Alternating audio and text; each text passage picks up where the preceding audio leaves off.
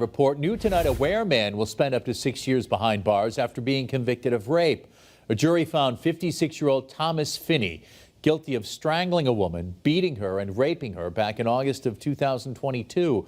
Finney's trial ran for more than 5 days, during which 12 witnesses, including the victim, took the stand to testify. Finney was sentenced to 4 to 6 years in state prison, followed by 3 years of probation, where he must receive sex offender and alcohol treatment.